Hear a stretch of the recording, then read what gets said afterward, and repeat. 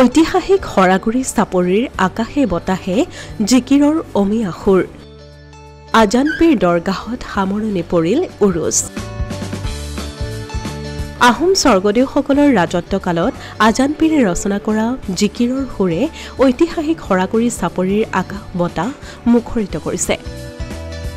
মোৰ মনত ভেদভাৱ নাই ও আল্লাহ হিন্দু কি মুছলমান এক আল্লাহৰ ফৰমান মোৰ মনত ভেদভাৱ নাই শীৰ্ষক জিকিৰৰ তালে তালে হাত চাপৰি বজাই বিলাইছে সমন্বয়ৰ বাৰ্তা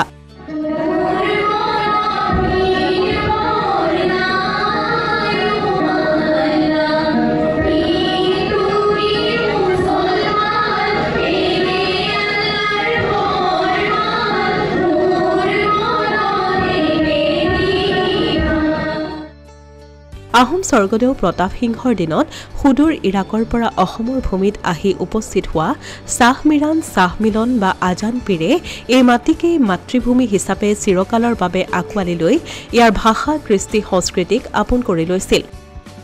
অসমৰ লোকগীতৰ আৰ্হিত জিকিৰ ৰচনা কৰি আমাৰ সাহিত্যৰ ভঁৰাল চহকী কৰিলে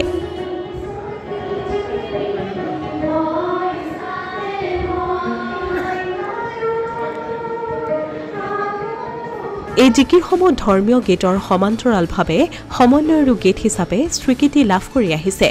এইগৰাকী সাধকক আহোম স্বৰ্গদেউ গদাধৰ সিংহই দীঘমুখৰ হৰাগুৰি চাপৰিত মাটি ভেটি দি মঠ সজাই দিছিল মৃত্যুৰ পাছত আজানপীৰক সেই হৰাগুৰি চাপৰিতেই সমাধিস্থ কৰা হৈছিল আৰু ধৰ্মাৱলম্বী লোকৰ সমন্বয় ধামলৈ ৰূপান্তৰিত হৈছে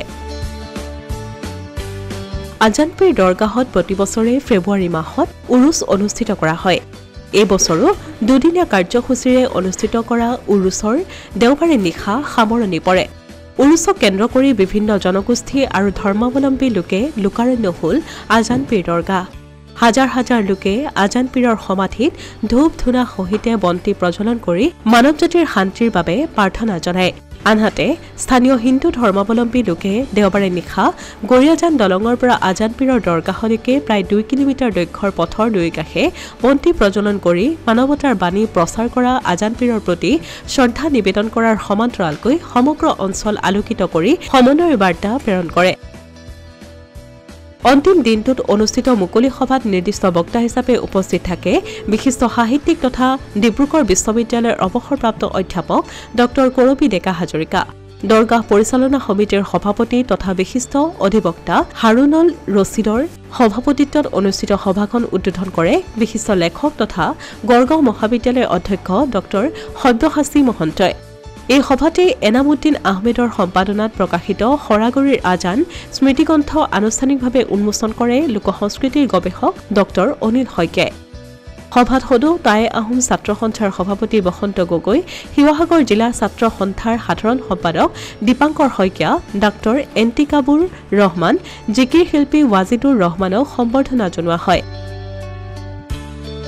আফছানা ৰহমানৰ সংগীতবৃন্দৰ জিকিৰেৰে শুভাৰম্ভ কৰা সভাখনৰ আঁত ধৰে ইব্ৰাহিম আলী আৰু নবাব মুস্তাকিম আলীয়ে